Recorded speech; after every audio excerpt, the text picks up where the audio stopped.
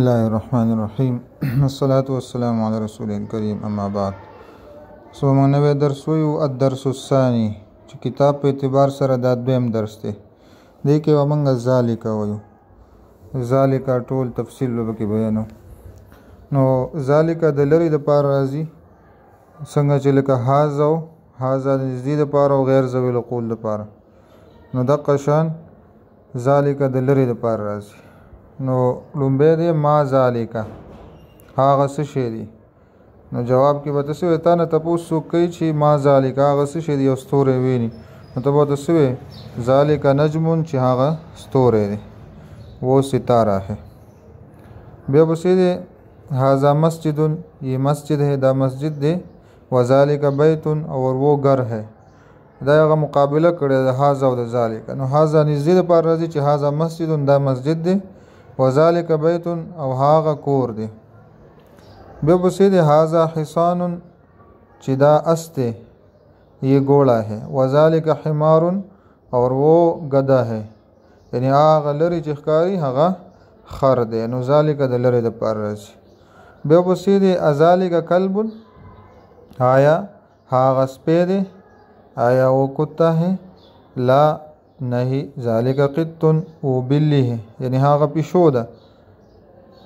ما ذالکه هغه څه شی دی یعنی دا کټ دی. دې باره کې تپوس کوي. نو ذالک سریرون هغه کټ دی. وہ چارپائی ہے. نو ذالک د لرې دپاره راځي. بیا پسې دی من هذا چې دا څوک دی. ومن ذالک او هغه څوک دی. نو هذا مدرسون دا مدرس دی استاد دی. وذالک امام او هغه امام دی. دا لومبی مدرس دی ماشومانو ته سبق ښیي او دویم امام دی چې خلکو ته جمع ورکوي. ما ذالک هغه څه شی دی. ذالک حجر هغه کاڼی دی لرې پروت دی. نو ذالک به راځي چې ذالک حجر دغه کاڼی دی. بیا پسې دی هذا سکر وذالک لبن. هذا سکر وي دا چینی ده. سکر چینی ته وایي. وذالک لبن او هغه پی دی دغه لري د پیو دپاره راځي. بیا پسې د دې تمرین دی مشق دی چې اقرا وکتب پړو اور لیکو یعنی ووایه او ولیکه. لومبۍ جمله ده هذا سکر وذالک لبن چې دا چینی ده او هغه پی دی. دویمه ده چې من ذالک هغه څوک دی. ذالک امام هغه امام دی.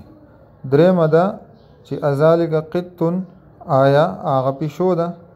لا نه ذالک کلب هغه سپی دی. بیا پسې دی څلورم نمبر چې ما هذا دا څه شی دی. نو جواب دی هذا حجر دا کاڼی دی. نو هذا د نږدې دپاره راځي. بیا پسې دی الکلمات الجدیده یعنی نوي الفاظ نوي کلمې چې دې کې تاسو کوم نوي الفاظ زده کړل هغه دا څلور دي چې امام دی په دې درس کې دا نوی لفظ استعمال شوی دی. او حجر کاڼی دی چې دا هم پکې نوی استعمال شوی. سکرون چینی ده چې دا هم پکې نوی استعمال شوی. او لبنون دا پی دی.